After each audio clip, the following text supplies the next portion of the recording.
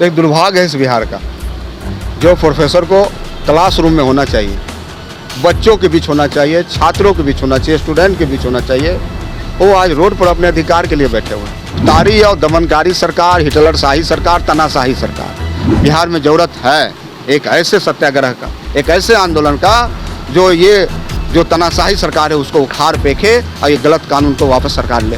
आखिर बिहार जा कहाँ रहा है, क्या चाहते हैं? तो ऐसी तमाम बातों को लेके हम बिहार विधानसभा में कल ही शून्यकाल में उठाने वाले हैं। नमस्कार, मैं अभिषेक, आप देख रहे हैं NBC 24 न्यूज़। मेरी मौजूदगी गर्दनीबाग धरना स्थल पे और यहाँ पे राजद से विधायक रणविजय साहू सर हैं। सर, लगातार शिक्षक अभ्यर्थी हो या फिर प्रोफेसर हो, गर्दनीबाग धरना स्थल पे प्रदर्शन कर रहे हैं, आप शामिल हुए थे। सर, क्या कहिएगा इस पे? एक दुर्भाग्य है इस बिहार का, जो प्रोफेसर को क्लासरूम में होना चाहिए, बच्चों के बीच होना चाहिए, छात्रों के बीच होना चाहिए, स्टूडेंट के बीच होना चाहिए, वो आज रोड पर अपने अधिकार के लिए बैठे हुए हैं। आखिर बिहार कहाँ जा रहा है? बिहार एक ऐसी धरती रही है जहाँ से महात्मा गांधी जी ने भी इस भूमि को चयन किया था और आज़ादी दिलाने का काम हुआ था। लेकिन हमारे शिक्षक आज 50 साल पहले 1972 में सरकार ने माना कि एक मानक बनाया कि इतने छात्रों के लिए इतने प्रोफेसर की आवश्यकता है, लेकिन 50 साल के बीत जाने के बाद भी आज उसमें बढ़ोतरी नहीं होता है और उसमें जो प्रोफेसर का संख्या उसको घटाया जा रहा है। आखिर बिहार जा कहाँ रहा है, क्या चाहते हैं?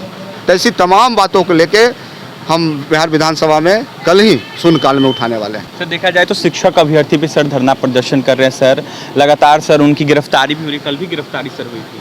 सर, क्या कहिएगा? देखिए, गिरफ्तारी और दमनकारी सरकार, हिटलरशाही सरकार, तनाशाही सरकार, जिस प्रकार से अग्निवीर अग्निपथ का आंदोलन इस राज्य में हुआ, वो तो अपना अधिकार मांग रहे थे। अरे क्या मतलब है? देश के जवान क्या ठेके में रहेंगे? 4 साल क्या ठेके में रहेंगे? उसके बाद वो कहाँ जाएंगे? तो निश्चित तौर पे ये जो सरकार का जो योजना है, ये काला कानून है। उसी प्रकार से माननीय देश के प्रधानमंत्री मानेंगे जिस प्रकार से कृषि कानून बिल था, देश के तमाम लोग बोल रहे थे यह कानून काला कानून है, लेकिन प्रधानमंत्री जी नहीं मान रहे थे। लेकिन जब 1000 हमारे किसान भाई शहीद हुए तो उनको मानना पड़ा कि नहीं, कानून गलत है।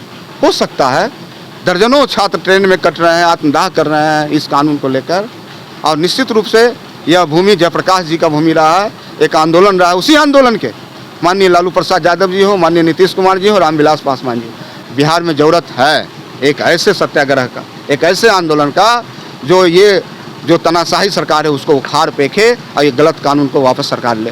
एक अंतिम सवाल रहेगा सर, बिहार के शिक्षा मंत्री लगातार दावा कर रहे हैं कि 2005 में जो बिहार की शिक्षा व्यवस्था थी वो बेहतर नहीं थी, लेकिन कहीं ना कहीं देखा जाए तो हमारी सरकार में जो बिहार का शिक्षा व्यवस्था है वो बेहतर हो गया है। सर, मैं मानता हूँ कि स्कूल का दीवार चमक रहा है, उस पर पोचारा लगा है, लेकिन आप बताइए उसमें जो टीचर है, विडम्बना है इस राज्य का।